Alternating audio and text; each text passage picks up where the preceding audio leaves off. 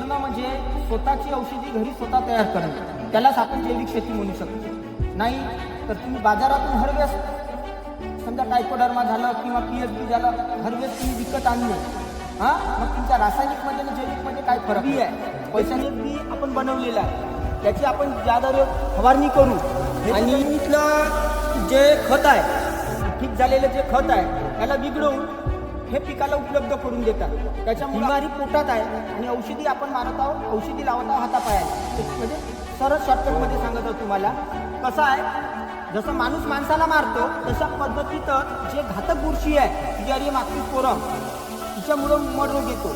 आणि हे जे टायकोडर्मा बुरशी काय, ह्या बुरशीला खाण्याचं काम करते. नमस्कार शेतकरी मित्रांनो, आपलं स्वागत आहे आपल्या टू इंडियन फार्मर यूट्यूब चॅनलमध्ये. तर मित्रांनो, आज आलेलो आपण अशा शेतकऱ्याला भेट देण्यासाठी ज्या शेतकऱ्यांनी हरभरा पिकाचे पूर्ण नियोजन हे ऑर्गॅनिक पद्धतीने म्हणता येईल म्हणजे जैविक पद्धतीने केले आहे. यामध्ये मित्रांनो कृषी केंद्रातून एक पण औषधी ना, कोणतं कीटकनाशक ना, कोणतं मर रोगासाठी बुरशीनाशक न, आणि असा कोणताच वरखत नाही, काही नाही, असं झिरो बजेट म्हणता येईल का केमिकल, म्हणजे कृषी केंद्राचं बजेट झिरो, अशा पद्धतीने ऑर्गॅनिक पद्धतीने चण्याचे पूर्ण नियोजन केलं आहे. तर आपण जाणून घेऊया की हे नियोजन कशा प्रकारे केलं आहे, यावर म्हणजे कोणकोणत्या जैविक फवारण्या घेतल्या आहे. तर ही सर्व माहिती आज आपण या व्हिडिओमध्ये जाणून घेणार आहोत. तर दादा, तुम्ही तुमचा पहिले परिचय देऊन द्या. नमस्कार, मी शेखर टापरे, मी सहाय्यक कृषी अधिकारी तालुका हिंगणघाट येथे कार्यरत आहे. आणि माझी शेती ही कोसारा तालुका मारेगाव जिल्हा यवतमाळ इथे आहे. मी हे जे पूर्ण चण्याचं व्यवस्थापन हे जैविक पद्धतीत केलं आहे. तरी मी तुम्हाला कसं करायचं, काय करायचं, जैविक पद्धतीत कशा प्रकारचे आपण कीटकनाशक बनवू शकतो याच्याबद्दल मी तुम्हाला मार्गदर्शन करणार आहे. तर सर, म्हणजे आता हे आपल्याला 4 ड्राम दिसत आहे. आता हा पहिला ड्राम कशाचा आहे? हा जो ड्राम आहे हा PSBचा. पीएसबी म्हणजे जे आता बघा, तुमच्या जमिनीत असंख्य, आपल्याला मार्केटमधून खतं घेण्याची काही गरज नाही आहे. आपल्या जमिनीतच भरपूर प्रमाणात खते हे पडलेली आहे. म्हणजे जसे NPK बोरॉन आपण घेतो त्याची काहीच गरज जसं बघा, नत्रस, पुरत, पालाश हे आपल्या जमिनीतच आहे. आणि आपण आजपर्यंत एवढी रासायनिक शेती करत आहोत की आपल्या जमिनीतल्या अतिरासायनिकच्या वापरामुळं, अशी अतिरासायनिक खतं दिल्यामुळं आपल्या जमिनीतल्या जो जीवाणूची संख्या आहे ही खूप कमी झाली आहे. आता समजा हे जे PSB आहे, हे PSB आपण बनवलेलं आहे, याची आपण ज्याद्वारे फवारणी करू आणि आपण फवारणी केल्यानंतर हे जे जमिनीतलं जे खत आहे, ठीक झालेलं जे खत आहे त्याला बिघडवून हे पिकाला उपलब्ध करून देतात. त्याच्यामुळे आपल्याला खतं देण्याची गरज नाही. म्हणजे हा म्हणता येईल काय की मिडल मॅन सारखा काम करते का? हे वरकत आहे म्हणता येईल का? नाही, वरकत नाही, हे जीवाणू आहे. जीवाणू आहे. हे म्हणजे जीवाणू काय करतात, जमिनीतलं जसं तुमच्या जमिनीमध्ये नत्रस, पुरद आणि पालाश जे पडलेला आहे, पोटॅश पडलेला आहे, याला बिघडवून हे पिकास उपलब्ध करून देतात, मदत करतात. आणि हे दुसरं काय आहे सर? आता बघा, हा जो आहे हा टायकोडर्मा आहे. ट्रायकोडर्मा. हे टायकोडर्माचं काम आहे की कोणत्याही प्रकारे जो आता आपल्याला चण्यावर महत्वाचा रोग म्हणजे मड रोग आहे. मड रोग हा कशामुळे येते? फिजारियम एक्सिस्पोरम मुळे. ही बुरशी राहते कुठं? जमिनीत बुरशी असते आणि आपण फवारण्या करतो रासायनिकच्या वरनं. म्हणजे आता मी तरी सांगतो, मर रोगासाठी आता एक सर्वात मोठा गैरसमज म्हणा काय, याच्यावर थोडे सांगा. जेव्हा आपण इलाइट बुरशीनाशक असं वरचं जे पावडर फॉर्म मधलं बुरशीनाशक आणते आणि वरून सर्व शेतकरी एकरी 5 पंपाचा फवारा घेते, याचा म्हणजे काही फायदा? तेवढा फायदा होत नाही. हे बघा, बिमारी पोटात आहे आणि औषधी आपण मारत आहोत, औषधी लावत आहोत हातापायाला. म्हणजे सरळ शॉर्टकट मध्ये सांगत आहोत तुम्हाला. कसं आहे, जसं माणूस माणसाला मारतो तशा पद्धतीतच जे घातक बुरशी आहे फिजारियम एक्सिस्पोरम, तिच्यामुळं मड रोग येतो. आणि हे जे टायकोडर्मा बुरशी काय, त्या बुरशीला खाण्याचं काम करते. हो, नाही, आता ट्रायकोडर्मा असं म्हणता येईल का? सर्वच कास्तकाराला ट्रायकोडर्माचं नाव माहित आहे. कारण की सर्व जे कृषी केंद्रवाले ते पण सांगतात का ट्रायकोडर्माचा उपयोग करत हवा मर रोगा थांबवण्यात येईन बा. तर जेव्हा असं म्हणता येईल की जे पावडर फॉर्म मध्ये ट्रायकोडर्मा आहे तो जमिनीवर किती पद्धतीने काम करू शकतो? म्हणजे किती तेवढा? हे बघा, तुम्ही जो ट्रायकोडर्मा आणता हा कशा क्वालिटीचा आहे त्याच्यात तेवढे काउंट पाहिजे. आणि दुसरी गोष्ट, तुम्ही जे पहिलं टायकोडर्मा घेता, तर हा पहिले तुम्ही जाता कृषी केंद्रामध्ये. कृषी केंद्रातून तुम्ही टायकोडर्मा घेता पावडर बेस मधला. गोष्ट कशी राहते, हे जे जीवाणू आहे, जिवंत जीवाणू आहे, त्याच्यात काय करतात कृषी केंद्रवाले, जे तुमच्यापासून जे ते टायकोडर्मा घेतात तर ते तुम्ही त्याच्या गोदाम मध्ये ठेवते. त्या गोदाम मध्ये कीटकनाशक औषधी सुद्धा असते. त्याच्यामुळं त्याच्यातले जीवाणू मरतात आणि त्याच्यामुळं मग तुम्हाला शेतकऱ्यांना फायदा होत नाही.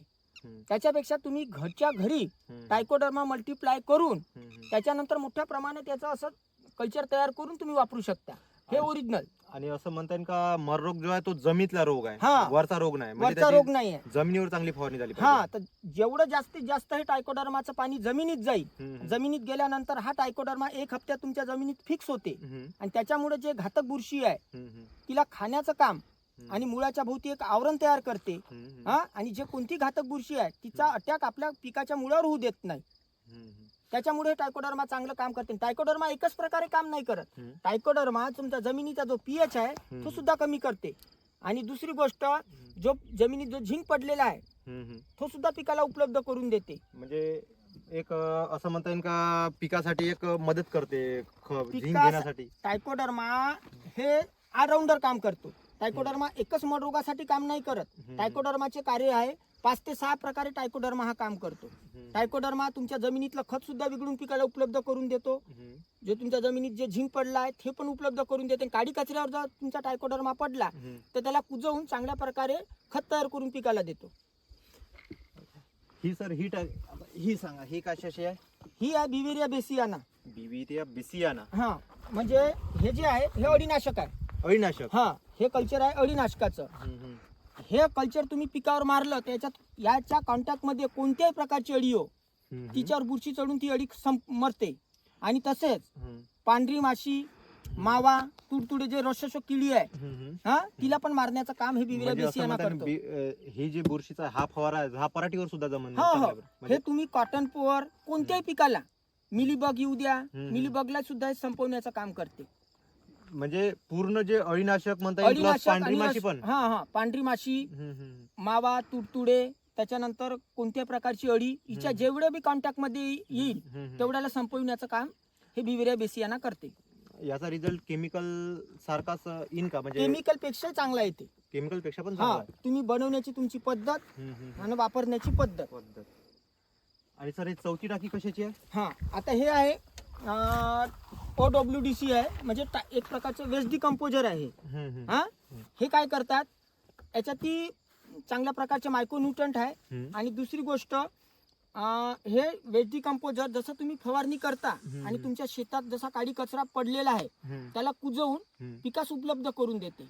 म्हणजे काडी कचऱ्याचं खतामध्ये हा, रूपांतर. बस खतामध्ये रूपांतर करून देते. तर दादा तुम्ही हे जे चारही कल्चरची माहिती सांगितली, तर मग हे तुम्ही कल्चर म्हणजे आणलं कुठून आणि बनवलं कसं? हे बघा, मी प्रथम लॅब मधलं कल्चर आणलं होतं. लॅब मधलं कल्चर माझं मी आणल्यानंतर त्याची फवारणी केली पिकावर. म्हणजे आणि मागच्या वर्षाला 1-2 मी हे कसं 7 ते 8 वर्षापासून याचा प्रयोग करत आहोत. परंतु मी ज्या वेळेस कल्चर बाहेरून आणत होतो विकत, पण ते मल्टीप्लाय नव्हतं होत. आणि मल्टीप्लाय न झाल्यामुळं आपल्याला म्हणजे जैविक शेती आणि रासायनिक शेती हे एकाच भावात जात होती. मग मला असं कळालं की मी हे स्वर्गीय जे डॉक्टर चंद्राजी यांच्याकडनं हे कल्चर बोलावलं. यांच्यासोबत मी 8 ते 10 वर्षापासून जुळून आहो. हा, यांचे मला काम खूप चांगल्या प्रकारे आवडतात. म्हणजे ते पण ऑर्गॅनिक ऑर्गॅनिक आहे. ते एक शास्त्रज्ञ होते. आता त्यांनी हे तयार केलेलं कल्चर होतं. त्यांच्यासोबत मी कॉन्टॅक्ट करून त्यांच्याकडून हे कल्चर बोलावलं. बोलावल्यानंतर त्यांनी सांगितलेल्या पद्धतीत मी मदर कल्चर तयार केलं. मदर कल्चर म्हणजे नेमकं काय? हा, तर मदर कल्चर म्हणजे कसं, जे आता आपल्याकडे कल्चर असते, जसं आता हे बघा, हे PSB आहे, हे टायकोडर्मा आहे, हे बिवेरिया बेसियाना आहे, हे वेस्ट डिकम्पोजर आहे. हे कल्चर त्यांनी मला पाठवल्यानंतर मी प्रथम मदर कल्चर कसं बनवायचं, जसं मी टायकोडर्माचं कल्चर बनवलं तर 100 लिटर ची कॅन घेतली. त्याच्यामध्ये 1 किलो गूळ टाकला. 1 किलो गूळ टाकल्यानंतर 1 किलो आलू घेतले. आलू 3 ते 4 लिटर पाण्यामध्ये कुकरमध्ये उकडले. उकडल्यानंतर ते पूर्ण कल्चर म्हणजे आलू आणि पाणी पूर्ण थंड होऊ दिलं. त्याच्यानंतर हाताच्या साह्याने ते आलूचं द्रावण चांगलं एकत्र पेस्ट केला आणि ते 100 लिटरच्या ड्राम मध्ये कल्चर आणि आलूचं पाणी 1 किलो गूळ एकत्र टाकून त्याला काठीच्या साह्याने फिरवलं. तर ही झाली म्हणजे मदर कल्चर तयार करण्याची पद्धत. ही आणि बिवेरिया जे बेसियाना आहे, म्हणजे जे की अळीसाठी वापरतो आपण, याचं जे सिस्टर कल्चर मदर कल्चर बनवायचं असलं तर 100 लिटर पाणी, त्याच्यामध्ये 1 किलो आलू उकडलेले आलू आणि त्याच्यानंतर 1 किलो गूळ, 100 लिटरचे ड्राम वेगवेगळे, हा, आणि प्रत्येकाची काठी ही वेगवेगळी. म्हणजे जे घुलवण्याची काठी आहे काठी म्हणजे एकाची मेकात टाकलं जमत नाही का? नाही नाही, हो का? प्रत्येकाची वेगळी. हम्म. हा हे जे आहे म्हणजे सर हे सर्व चारही पदार्थ तर ऑर्गॅनिकच आहे म्हणजे हम्म. जैविक, तरी पण एकामेकाचं तसं नाही आहे. हे जे बिविरिया बेसियाना आहे हम्म, याचे जे बॅक्टेरिया आहे हम्म, आणि हे बॅक्टेरिया हम्म, हम्म, रिझल्ट मिळते पण हम्म. तेवढा रिझल्ट मिळत नाही. म्हणजे हम्म. याची फवारणी आणि याची फवारणी हम्म, करतो ज्यावेळेस पिकावर तर हम्म. 8 दिवसाचा फरक पाहिजे. कारण आपले जे कल्चर आहे जमिनीत फिक्स व्हायसाठी 8 दिवस घेतात. हम्म. त्याच्यानंतर तुम्ही 8 दिवसांनी हे फवारणी करा. म्हणजे जर आता असं म्हणता येईल का आपल्याला हे चार जर हे तयार करायचे आहे कल्चर, हम्म. तर चार याला वेगवेगळ्याच टाक्या पाहिजे का? हा 100 लिटरची मदर कल्चर Mother culture साठी मदर वेगळं. कल्चर तयार करायच्या वेळेस हम्म, प्रत्येक कल्चर आपल्याला वेगवेगळ्या 100 लिटरच्या ड्राम मध्ये तयार करायला लागेल. हम्म, जसं की पीएसबी हम्म, आणि ते वेस्ट डिकम्पोजर हम्म, याला आलूची गरज नाही आहे. याला हम्म. फक्त 100 लिटर पाण्यामध्ये 1 किलो गूळ टाकायचा आणि ते कल्चर टाकायचं हम्म, आणि काठीच्या साहाय्याने 8 दिवस फिरवायचं. हम्म, कल्चर तुमच्यापाशी मदर कल्चर तयार होईल. हम्म, मदर कल्चर झाल्यानंतर हम्म, आपल्याला सिस्टर कल्चर हे किती लिटर बनवता येते. समजा आता बघा हम्म, ही 500 लिटरची कॅन आहे. हम्म, हम्म, तर 500 लिटरच्या कॅन मध्ये काय करायचं, हम्म, जसं तुमचं वेस्ट डिकम्पोजर आहे, हम्म, पीएसबी आहे हम्म, आणि टायकोडर्मा आहे, हम्म. याचं सगळं द्रावण 5-5 लिटर एकत्र टाकायचं. म्हणजे तिने जे कल्चर आहे ते एका टाकीत हा फक्त system- बिविरिया बेसियाना सोडून, म्हणजे ते अळीचं अळीचं सोडून. अळीसाठी वेगळं वेगळं. बनवायचं. हम्म, मग हे तुम्ही जे बाकीचं कल्चर आहे हम्म, जसं की पीएसबी, हम्म, टायकोडर्मा, हम्म,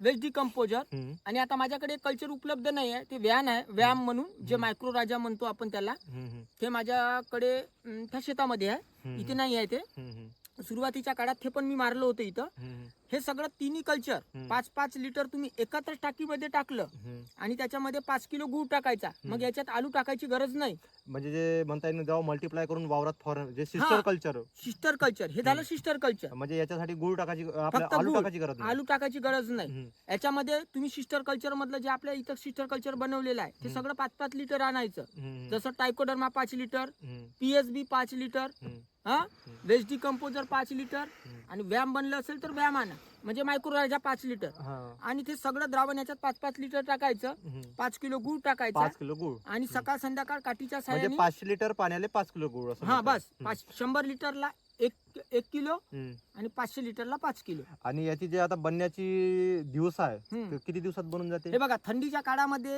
हे 10 ते 12 दिवसात बनते. 10 ते 12 दिवसात. हो. न गुळ म्हणजे 5 किलो, थोडा जास्त टाकला नाही, तर नाही. असं काही म्हणजे काही हे लवकर बघा, बनवण्याचं काही हे नाही. तुमची कॅपॅसिटी किती पोळी जेवण करायची 3 ते 4. हा. हा हो. तुम्ही आज 10 पोळ्या दिल्या हम्म, तर काय होईल? म्हणजे पचन नाही किंवा जाईन नाही अंदर हा, पोटात. तसेच हे बॅक्टेरिया आहे ना, म्हणजे याला 12 जेवढं दिवस लागणे म्हणजे लागणे हा थंडीच्या पिरियड मध्ये हम्म. मल्टिप्लाय लवकर होत नाही हम्म. आणि मग उन्हाळ्यात हा हम्म. लवकर मल्टिप्लाय होते हे. हम्म. तर म्हणजे 12 दिवस लागते. हम्म, असं म्हणता येईल का आता एक याच्या अटी सांगून द्या बनवायच्या नाही का. आता हे तर झालं, हम्म. जसं तुम्ही म्हणलं की याच्यातलं याच्यात जमत नाही अजिबात अळीचं, हम्म, मग बाकीचं तर जमन जैविकले जैविकच जमत नाही बा, हम्म. तर मग जसं अळीचं झालं केमिकल काही असं मग तर ते तर अजिबातच जमणार नाही का? जमते म्हणजे थोडं, म्हणजे जसं आपण एखादी केमिकलचा डब्बा झाला जसं- हा तर हा, बघा हम्म, याच्यामध्ये कोणत्या प्रकारे रासायनिक औषधीचा हम्म. स्पर्श आला नाही पाहिजे, म्हणजे कॉन्टॅक्ट नाही आला पाहिजे. हो तर तेच हा? म्हणजे स्पर्श अजिबातच हा नाही पाहिजे. जसं तुमचा रासायनिकचा एखादी डब्बा आहे हम्म, किंवा तुम्ही फवारणी करता पंपानी, हम्म, तर पहिले काय करायचं, निरम्याच्या साह्याने म्हणजे पाण्याने स्वच्छ पंप धुवून घ्यायचा, हम्म, त्याच्यात निरमा टाकायचा, निरम्याच्या पाण्याने तो पंप चांगला स्वच्छ धुवून घ्यायचा नवजल सहित. हम्म. हा हो, हो. नवजल सहित पंप चांगला धुवून घ्यायचा हम्म. आणि त्याच्यानंतर ही औषधी वापरायची. आणि हा जे 12 दिवसाचा हा बनण्याचा पिरियड आहे हम्म. यामध्ये सुद्धा याची म्हणजे एक अशी खात्री घ्यावी लागेल का याले म्हणजे हा. कोणता दुसरं काही. हा याच्यामध्ये ज्यावेळेस तुम्ही काठीच्या साह्याने फिरवता हम्म. प्रत्येकाची काठी ही वेगळी. हम्म, हम्म, बिविरिया बेसियाना अळीची काठी वेगळी, हम्म, टायकोडर्माची म्हणजे हे जे मिक्स कल्चर आहे हम्म. याची काठी वेगळी. हम्म, त्याच्यानंतर आपण फिरवताना हम्म, समजा हात पहिले स्वच्छ धुवून घ्यायचे, हम्म, हा हम्म. किंवा हाताला तंबाखू वगैरे असला लागून माणसाच्या हम्म. तर ते त्याच्यात पडलं नाही पाहिजे, कारण हे बॅक्टेरिया आहे, हम्म. त्याच्यामुळे ते मरतात. म्हणजे खूप सेन्सिटिव्ह आहे असं म्हणता येईल. फक्त तेवढीच काळजी आहे, हम्म, हम्म, मग त्याच्यानंतर काहीच फरक नाही पडत. हम्म. आणि समजा तुम्ही अशा कोण्या प्रकारे नवीन असं एक जुगाड तयार केलं, आता जसं बघा, जसं आपण काठीच्या साह्याने फिरवतो, हम्म, हम्म, तर आता एवढ्याले ड्राम आहे, एवढे काठीच्या साह्याने फिरवणे शक्य होत नाही. हम्म, त्याच्यासाठी आम्ही हे असं जुगाड तयार केलं. हम्म, एक मशीन घेतली, हम्म, त्याला अशी नळी लावली. ही जी मशीन आहे, हम्म, ही मशीन आहे, याच्याद्वारे हवा तयार होते या पाईप मध्ये आणि ते कूलरचे पाईप लावले ते प्रत्येक ड्राम मध्ये टाकले त्याच्यामुळे ती हवा जाते तिथं आणि त्या बॅक्टेरियाला ऑक्सिजन मिळते. लाव. हे बघ.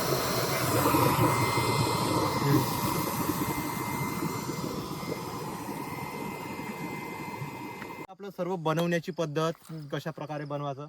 आता फवारण्या सांगा तुम्ही. म्हणजे हा जो प्लॉट आहे यावर मी आता पाहिलं एक पण अळी सुद्धा नाही आहे आणि एक नंबर फुलाची एक नंबर सेटिंग आहे.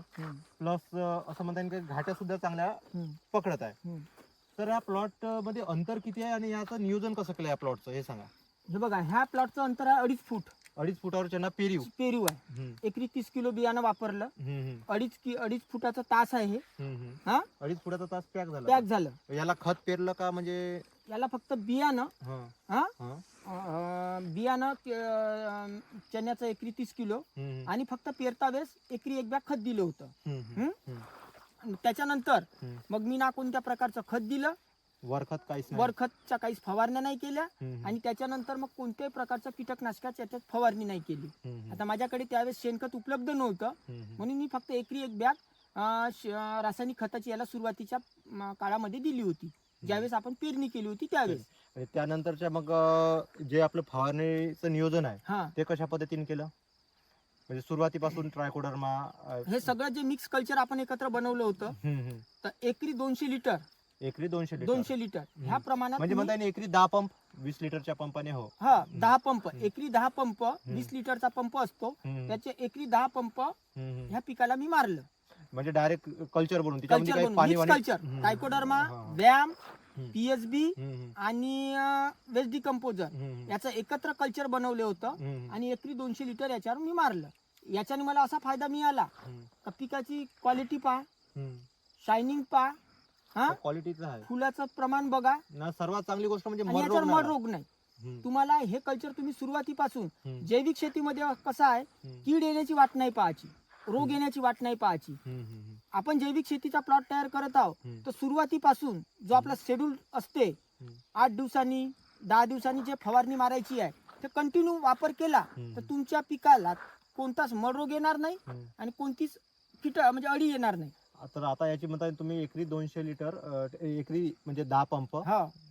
तर असं म्हणता मग फवारणी किती किती दिवसांनी घेतली. मी सुरुवातीच्या फवारण्या 2 फवारण्या 8-8 दिवसाच्या फरकाने घेतल्या. सुरुवातीला 8-8 दिवसांनी आणि त्याच्यानंतर मग मी 15-15 दिवसाच्या याच्याने घेतल्या. म्हणजे असं म्हणता येईल का पूर्ण आतापर्यंत जे 15-15 8-8 दिवसांनी सुरुवातीला 8-8 दिवसांनी किती फवारण्या 2 घेतल्या आणि त्याच्यानंतर आता 15-15 दिवसांनी आता म्हणता असं म्हणता की 5 फवारण्या झाल्या. नाही याच्यात 3-4 फवारण्या झाल्या. 4 आणि याच्यानंतर पण तुम्ही आता घेणार फवारणी की झालं आता अळीची. आता माझं ते बिवेरिया बेसियाना बनत आहे अळीसाठी. सध्या प्लॉट मध्ये अळी काहीच नाही आहे परंतु आता फुलावर आणि घाटीवर प्लॉट आहे. इथून 8 दिवसांनी मी एक बिवेरिया बेसियाची फवारणी घेईन. म्हणजे अळीची पण एक फवारणी मग त्याच्यानंतर अजून अळी आली तर दुसरी घ्यान का म्हणजे अजून नाही. आता बिवेरिया बेसियानाची घेईन आणि जे मिक्स कल्चर बनवलेलं आहे त्याची आणखी एक फवारणी घेईन. त्याच्यानंतर गरज भासली तर मारील नाही तर मग मी प्लॉटला मारणार नाही.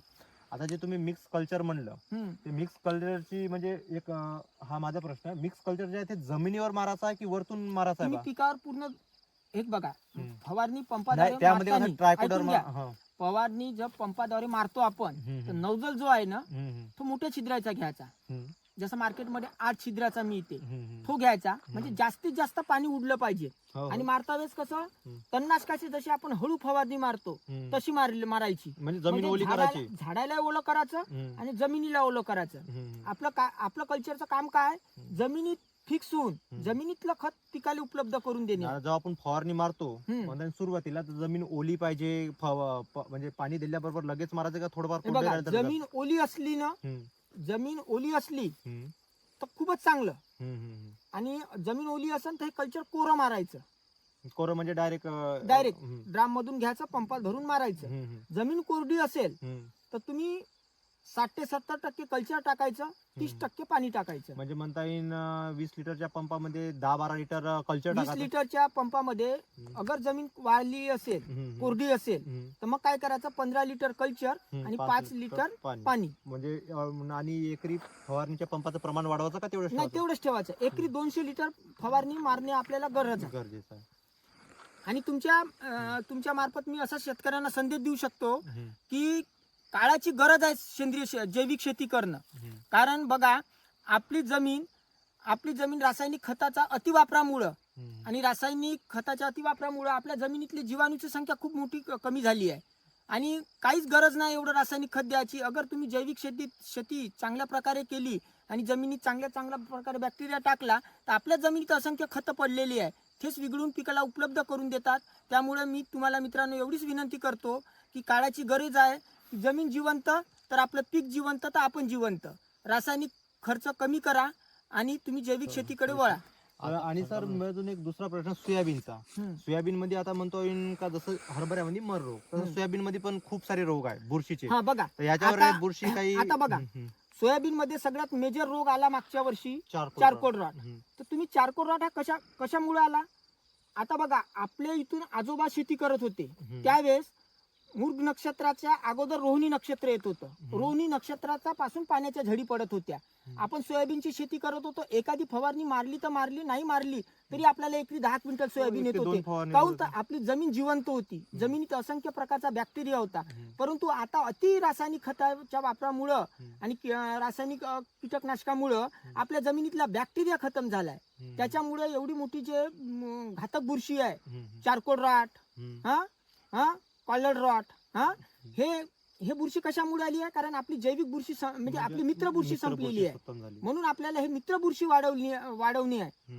तुम्ही मित्र बुरशी वाढवा आपल्या जमिनीत, तर ही बुरशी ऑटोमॅटिक संपल्या जाईल आणि उत्पादन चांगल्या प्रकारे होईल असं मला वाटतं. सोयाबीन साठी सुद्धा असं म्हणतात का ह्या ज्या जैविक शेती आहे हे सर्व पराठी पासून सर्व तुमच्या कापूस पीक, सोयाबीन पीक, चना पीक, तूर पीक, फळबाग प्रत्येकसाठी हे जैविक पद्धत चांगली आहे. असं म्हणता येईल का ही पद्धत जी आहे या जैविक पद्धतीने आपली जमीन बलवान जमीन मजबूत तर आपलं पीक मजबूत.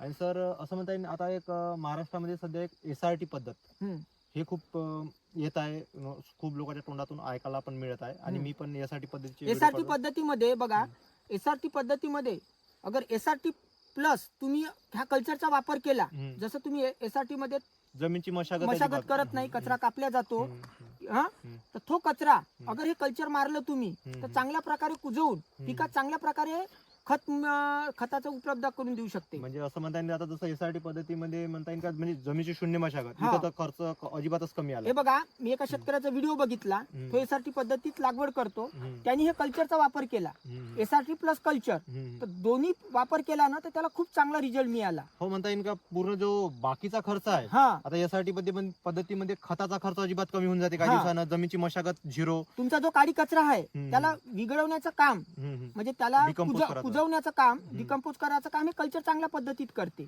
त्याच्यामुळे कसं आहे, तुमचं SRT पद्धतीत समजा 1 महिना कचरा डिकम्पोज व्हायला लागत असेल तर हे कल्चर 15 दिवसात तुमचं डिकम्पोज करते आणि कोणत्या प्रकारची फंगस येऊ देत नाही त्या कचऱ्यावर.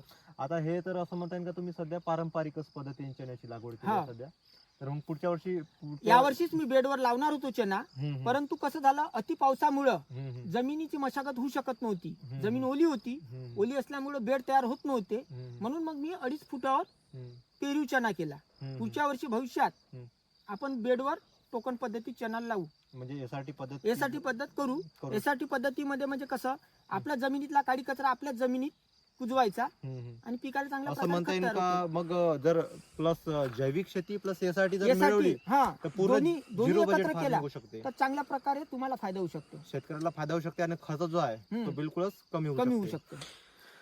तर मित्रांनो, तुम्हाला व्हिडिओ कसा वाटला हे तुम्ही कमेंट मध्ये नक्की सांगा. आणि तसंच आहे जैविक जे बुरशी आहे याबद्दल अधिक माहिती जाणून घ्यायची असेल तर दादाचा नंबर आम्ही स्क्रीनवर दाखवत आहोत.